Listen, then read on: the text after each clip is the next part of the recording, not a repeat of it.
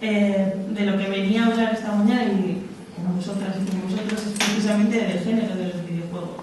Si tienen o no tienen género. Obviamente la respuesta aquí ya se ha dado durante estos 2 días, donde hemos tenido debates muy interesantes hablando de la tecnología. Al igual que cualquier otra tecnología, los videojuegos están impregnados por una larga tradición de las mujeres ausentes de ese campo, de las mujeres fuera de ese campo. Hay una larga historia de exclusión. En el último vídeo que hemos visto antes de la mesa de videojuegos hemos visto un montón de hombres observando cuerpos de mujeres, tratando esos cuerpos de las mujeres, desubjetivizándolos, cosificándolos, aplicándolos. Esa observación de las mujeres, que además no pueden observar, no pueden ser testigos de la tecnología, no pueden ser testigos ni usuarias activas, creadoras de tecnología, porque no estaban legitimadas para ello, es lo que se trata de subvertir. Y creo que espacios como este son una prueba de que hay una conciencia bastante grande de que eso tiene que cambiar, ¿no? No es algo reciente. La historia que contábamos ayer de cómo un pequeño giro en la perspectiva del nombre de la licenciatura en informática a ingeniería informática revela bastante de cuál es la relación de las mujeres con el ámbito del conocimiento, sobre todo con el ámbito del saber que genera lo que es la verdad dentro de nuestra sociedad y cómo pueden interferir en el mundo, ¿no? Hay muchas historias por debajo de expectativas, de vida privada, de cuestiones que no están sobre la mesa y que no se pueden medir con números, sino hablando, ¿no? Como entrevistas. Es bastante interesante lo que se decía de yo seré capaz, ¿no? Que planteaba, seré capaz, y Manuel también hablaba, ¿no? Seré capaz de hacer esto, seré capaz de ser una ingeniera. ¿Por qué no puedo ser una ingeniera? Porque tengo otras muchas cosas alrededor. Esa historia de la exclusión se ve reflejada en los resultados y los artefactos tecnológicos, ¿no? En el propio producto de la industria ya es un producto atravesado por relaciones de género, por relaciones de exclusión, por relaciones que a la vez generan y a la vez reproducen. Y este es un claro ejemplo, ¿no? Es uno de mis personajes favoritos de Soul Calibur, se llama Ivy Poison y tiene muy claro sobre sus pechos, no lo habéis leído, pone Go Big or Go Home, hay cosas que interfieren en realidad. Y es como uno de los símbolos de esta industria, ¿no? El cuerpo de las mujeres como lo que aporta valor al juego, más que la propia jugabilidad muchas veces. Hemos visto un montón de anuncios en televisión o en vallas publicitarias donde el cuerpo de las mujeres se asimilaba al producto que se estaba vendiendo. Por ejemplo, las botellas de cerveza, que en lugar de ser una botella era el cuerpo de una mujer tumbada. Ese tipo de marketing, ese tipo de publicidad está identificando el sexo femenino, con algo apropiado. Esto es lo que sucede aquí. Puedes manejarlas, puedes jugar con ellas y siempre van a responder a unos estereotipos. Realicé una investigación para el trabajo de fin de máster de Lógica y Filosofía de la Ciencia, donde analicé más de 50 personajes de videojuegos femeninos para ver cómo estaban situados esos personajes, no solo estéticamente, sino sus profesiones y los roles que desempeñan dentro del juego.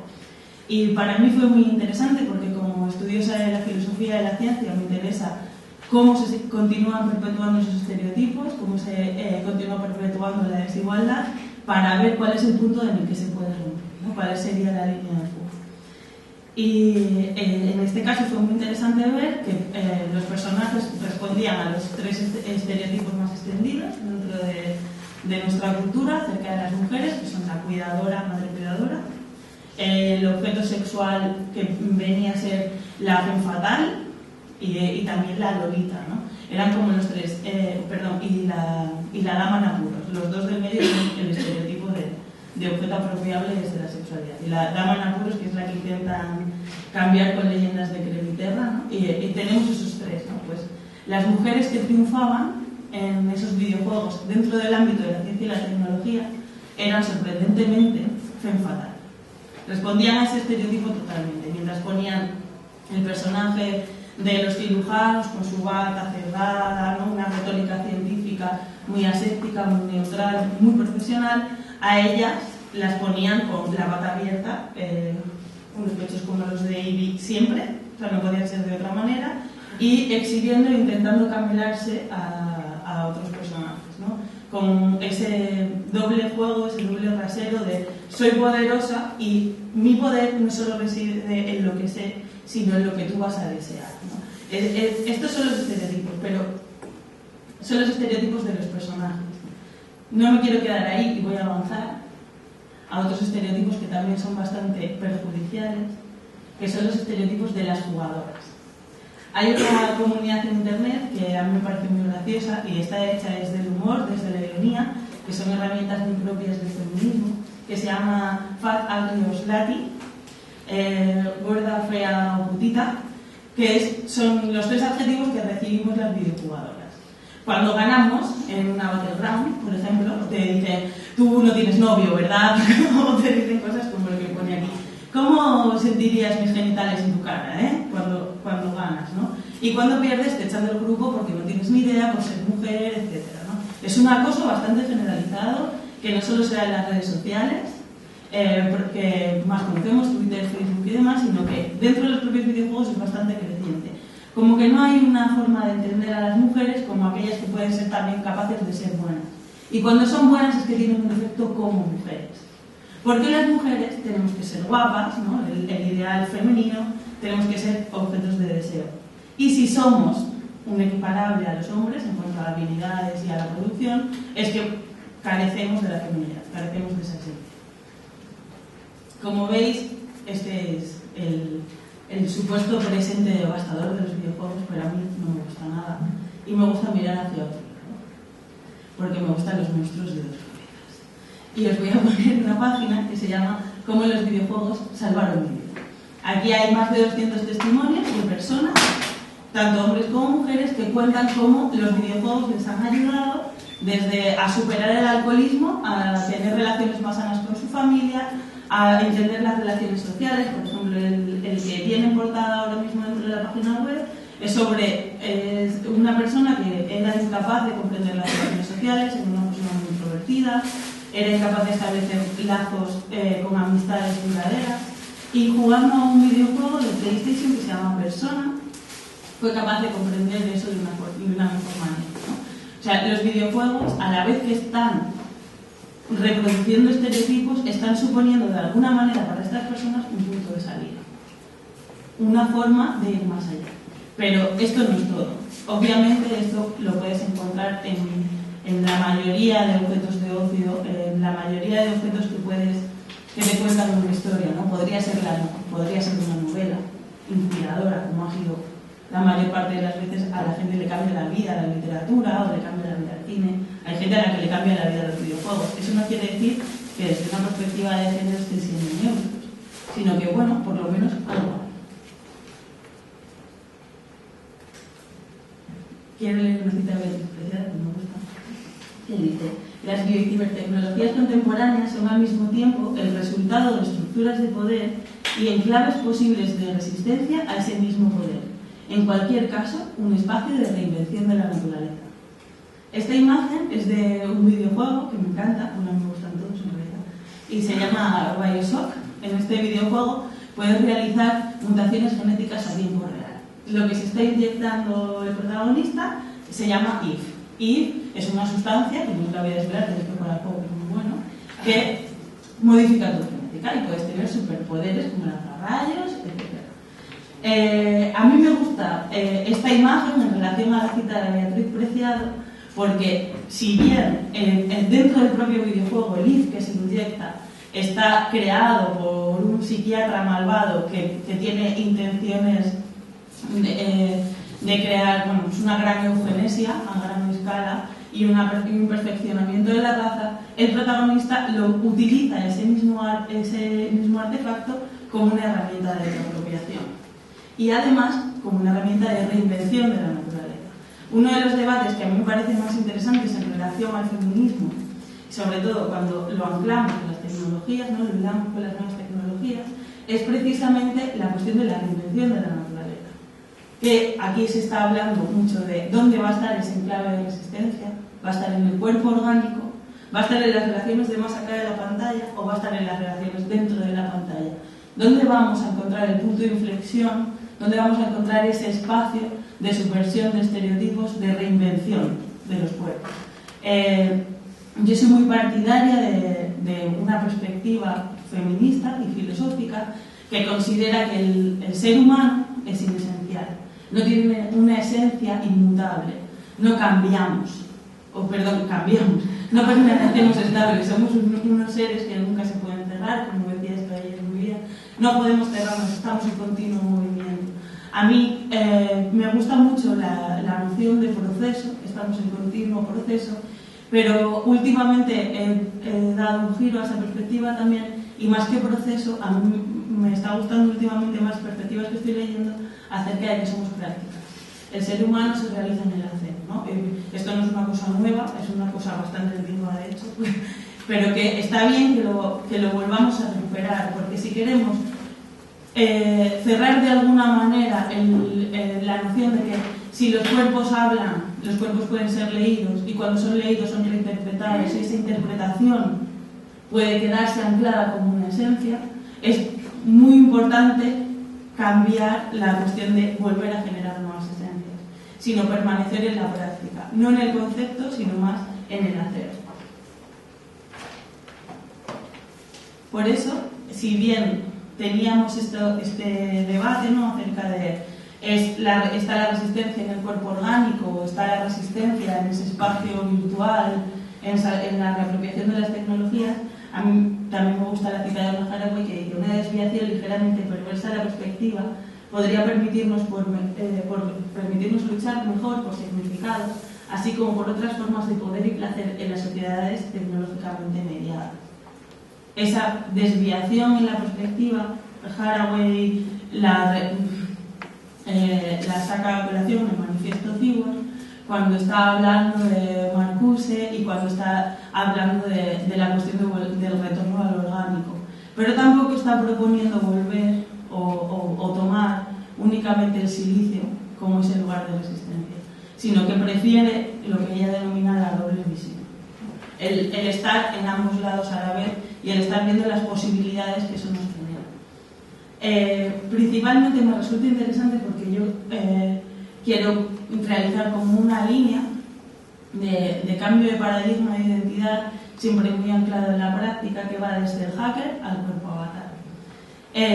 No es una división temporal o cronológica, sino que es una división conceptual, es un artefacto conceptual para poder generar nuevas visiones, nuevas formas de comprender de qué es lo que está en juego, qué es lo que nos jugamos en este nuevo siglo, ¿no?, en el siglo XXI. La figura del hacker quiero pasar muy por encima, ¿vale?, porque hemos hablado bastante de la cuestión del ciberfeminismo, y me gustaría llegar directamente a los videojuegos de alguna manera. Tanto la figura del hacker como la del cyborg de Donna Haraway aportan mucho en sus visiones a lo que se denomina cuerpo avatar, ¿no?, que sería la identidad o el modelo identitario o subjetivo que aparece en la práctica de los videojuegos.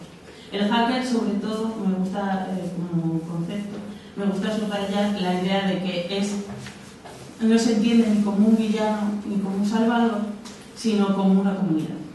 A mí me parece que eso es fundamental a la hora de establecer nuevas identidades, nuevas formas de asociación, nuevas formas de comprender al sujeto.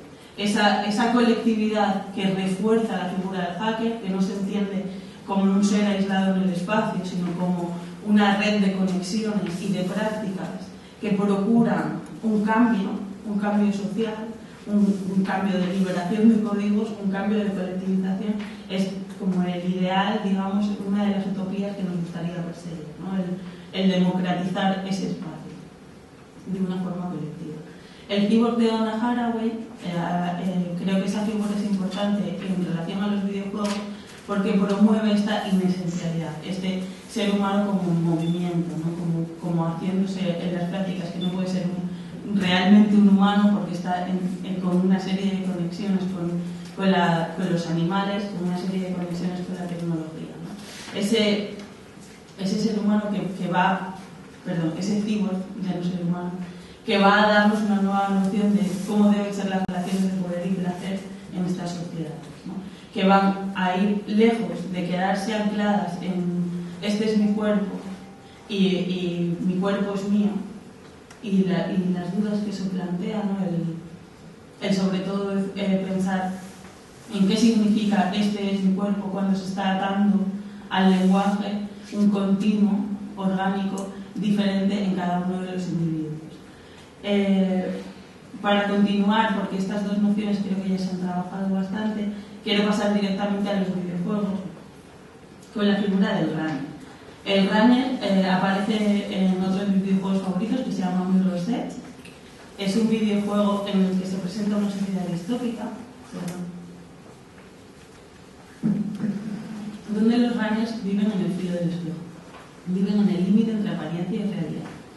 Son traficantes de información, son información que se escapa de los flujos de poder y de normalización, trazando líneas invisibles para los demás en la ciudad, pero que para ellos y para ellas aparecen en rojo.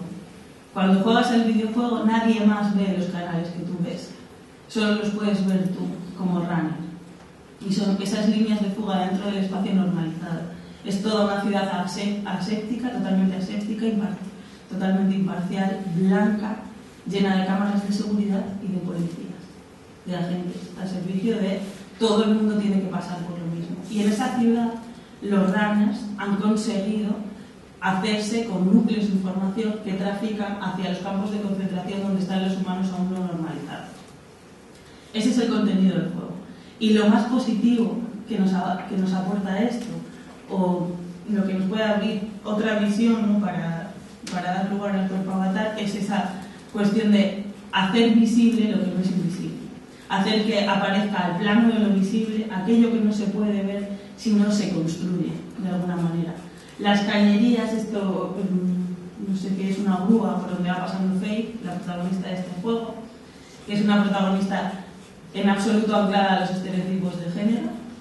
Es una protagonista bastante andrógina, muy fuerte, muy capaz de perseguir sus ideas, capaz de crear nuevos significados y de relacionarse con los demás de una forma muy empoderada. Esta protagonista va trazando esos flujos y a la medida que los va trazando aparecen y se aparecen al ámbito de lo visible. Esta es la duda que a mí me plantea, ¿no? Y esta es la duda que a mí me gustaría transmitir. ¿Cómo es posible que cuando veamos unas manos no veamos una herramienta? Cuando veamos un útero no vaya asociado a la reproducción. El modo en que las cosas se nos aparecen, el modo en que las cosas se nos presentan siempre está anclado a una, no quiero ser muy pesada con esto, pero es a una estructura categorial.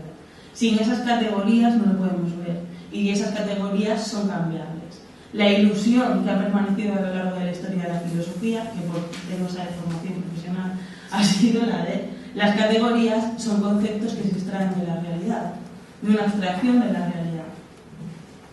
O son conceptos que están en el mundo de las ideas que ya existen y son persistentes y no se pueden cambiar. Nuestra herramienta ahora es decir, no, esos conceptos se pueden cambiar, esas categorías se pueden cambiar. Y el cambio categorial está en el cambio orgánico, el cambio en el cuerpo, el modo, no solo en que se ve el cuerpo, no solo en que se entiende el cuerpo, sino en el cuerpo mismo. Si entendemos, como decíamos ayer, que el cuerpo es un texto que se puede interpretar, no existe el cuerpo como tal.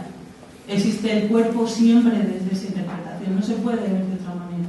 El modo en que se aparecen las cosas al ámbito de lo visible, que se hacen inteligibles, que se pueden comprender, es solo desde ese punto. Y no es una cuestión únicamente de relativismo, y no es una cuestión únicamente del punto de vista, no es una cuestión de perspectiva, es una cuestión de cognición, es una cuestión de cómo comprendemos la realidad, cómo funcionamos, cómo podemos hacer ver que existen cosas que no las veíamos, que éramos incapaces de verlas porque no teníamos esa noción. Ayer le comentaba a mi vecina que está aquí que había un experimento psicológico con niños en el que se les ponía imágenes de un bosque donde los árboles tenían formas sexuales, ¿no? O sea, formas de órganos genitales o estaban manteniendo sexo con antropomórficos, ¿no? Cuando se enseñaba a una persona adulta lo veían rápidamente y cuando se les enseñaba a los niños no lo veían. Y no lo veían nunca. No podías decirle esto está aquí y lo veían. Era imposible que lo vieran.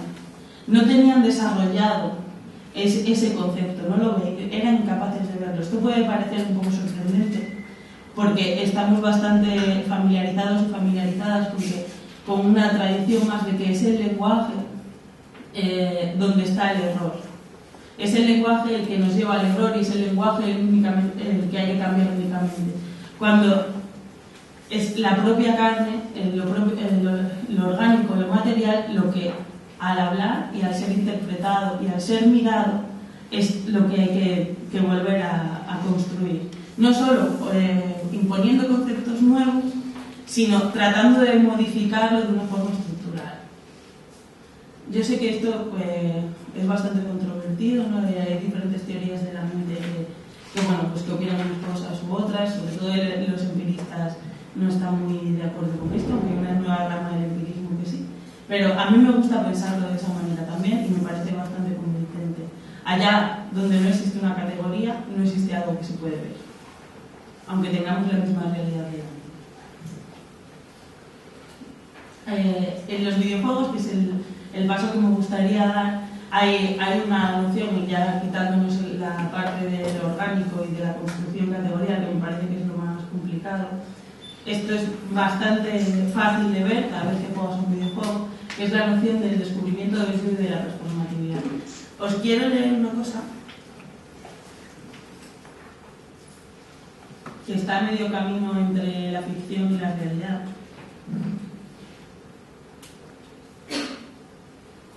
Que escribí con Euridice Cabañes, una compañera de las RENS, y para explicar el cuerpo avatar y para explicar las prácticas performativas en videojuegos y el cambio en el paradigma de la concepción de la subjetividad. Hoy lo han vuelto a hacer. Trataste de quitarte el barro de los brackets, pero era mucho más difícil de lo que parecía. Ya había dejado de ser gracioso, de hecho nunca lo fue, pero ellos siguen riéndose. Eres mujer, gorda, gitana, con gafas y ortodoncia, y vives en un lugar que no está preparado para ti. A tu hogar solo se puede acceder desde el servidor pirata Radical Server, y es allí donde tu carne cobra su verdadero sentido, un sentido que sus gilipollas nunca comprenderían porque no pueden verlo. Tu materialidad se hace píxeles y corre como un relámpago entre las conexiones de miles de ordenadores conectados a la red. Tú diriges y debes dirigir. Todos lo esperan y te aclaman al aparecer ante las puertas de Stratford. Eres la elegida. Allí se encuentra el Cione, la no muerta pícara más bella del lugar. Tyler, el Tauren renegado con grandes dotes para el chamanismo. Teodulfo, la troll de más de 2 metros de altura que cultiva la magia arcana. Y finalmente Diógenes el cazador, otro no muerto al que le falta un ojo y media oreja y que cuenta con la mejor puntería con el arco de todo acero. Tu equipo está preparado y listo para entrar en acción. Nadie puede pararos. Allí no preguntan por tu piel o la grasa acumulada en tu abdomen. Nadie te rechaza por haber alcanzado tu madurez sexual antes de tiempo, ni por pertenecer a una familia de traficantes de cocaína. A ti tampoco te importa si Alcione rezuma testosterona o carece de testículos, si Teodulfo procede de una familia adinerada o si Diógenes está anclado a una silla de ruedas. Ni siquiera te lo has planteado. Solo sabes una cosa: no queréis elfos en el grupo. La última vez que uno intentó unirse a vosotros, lo dejasteis en medio de la arena, acechado por decenas de miembros de la alianza, a su merced. Os reísteis mucho campeando su cadáver, procurando que siempre hubiera algún enemigo que pudiera aprovechar su débil posición. Los seres abyectos pertenecen al barro y es allí donde deben permanecer.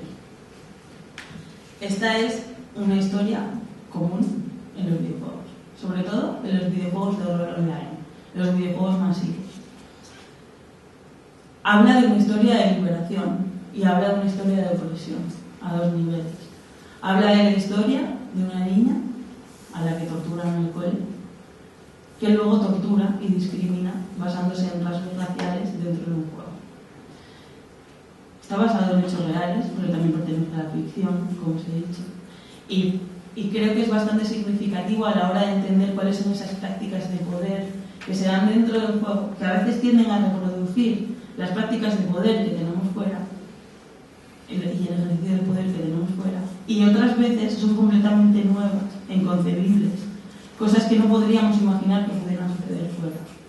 Personas relacionadas ni por deficiencias, ni por afinidades, ni por negación, ni por afirmación, por casualidad. Los grupos en los videojuegos de rol online se pueden establecer por afinidad, por amigos o aleatoriamente. El modo en que más se juega es de modo aleatorio.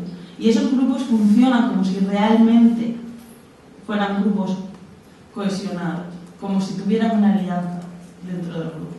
Eso es bastante significativo a la hora de comprender el simulacro de la comunidad. No funcionamos como simplemente si fuéramos comunidad. Somos una comunidad. Y lo vamos a ser sin pasar por la definición de lo que supone ser una comunidad. Voy a ser una líder, pero no es que vaya a fingir que soy una líder. Voy a ser una líder sin pasar por lo que se supone que debe ser una líder. Estos simulacros se dan constantemente dentro del juego, se dan constantemente en las prácticas de los juegos y se hacen de una forma totalmente espontánea. Estoy realizando una serie de entrevistas dentro de un juego de rol online, que es precisamente al que hago alusión dentro de este texto, que se llama World of Warcraft. Las historias son bastante interesantes, sobre todo cuando tienes determinados textos en la cabeza, ¿no? y estás buscando aposta determinados signos en esas conversaciones. Y la mayoría de ellos aluden a este simulacro de la subjetividad, a este no solo pretender ser algo, sino serlo, pero serlo sin pasar por un concepto esencial de ser, sin pasar por un concepto que vaya a ser móvil, o sea, que vaya a ser fijo, sino que va a ser constantemente móvil y cambiante, y solo va a ser móvil y cambiante en la práctica. Y en la práctica también es donde va a ser fijo, pero durante un tiempo determinado, eso es pira. La cuestión de la performatividad, de la que tanto se habla dentro del feminismo, de la performatividad de género, del género como mascarada, ¿no? Como teatro, como actuación, se da constantemente dentro de los videojuegos. Y es bastante curioso cómo se opera a diferentes niveles. En la cuestión de la performatividad y todo esto, y la creación de imaginario, la quería poner de esta diapositiva, porque sucede que tenemos como esta idea tan arraigada de que tenemos que ser algo, que incluso cuando imitamos ese ser algo, cuando tratamos de pasar por ese ser algo, nos centramos en el estereotipo. Y esto es un hecho totalmente real. Yo estaba esperando en la puerta del barranco de Dalaran, que es una ciudad de WoW, a un amigo que venía a leer unos materiales, y me encontré una conversación entre 3 elfos de sangre.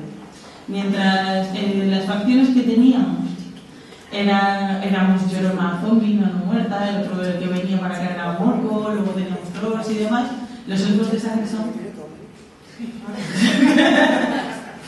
sí, elfos de sangre. Y me los encontré hablando de peinados, no es broma, está aquí.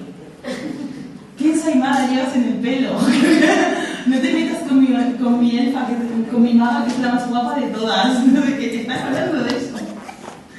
La mayoría de la gente que juega en mi servidor son chavales de Chile o de Colombia, y a estas horas a las que yo estaba jugando, probablemente fuera de allí, que tienen entre 16 y 25 años, la mayoría.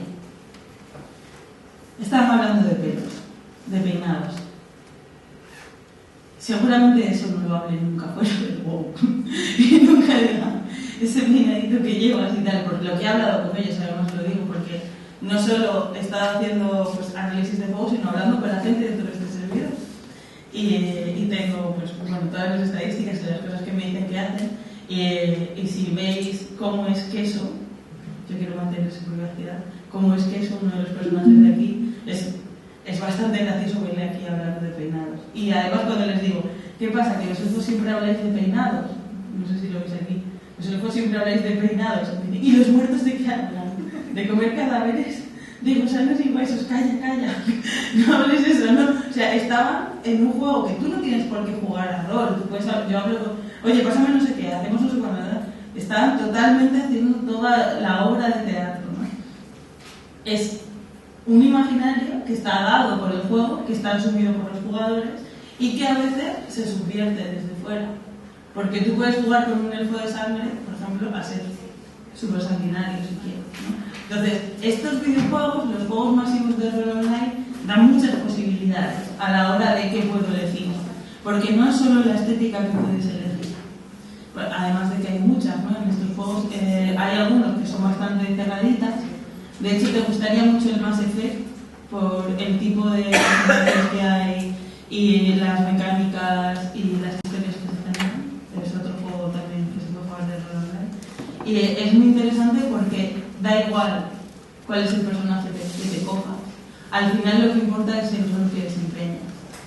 Tú al principio te lo coges, puedes caracterizarlo mucho, pero la gente se olvida bastante, aunque tengamos anécdotas de los hijos, de eso. Porque es un ejercicio constante de empoderamiento dentro del juego. Y por supuesto yo sí que quiero animar a seguir imaginando cosas y a cambiar esos imaginarios que a veces que son bastante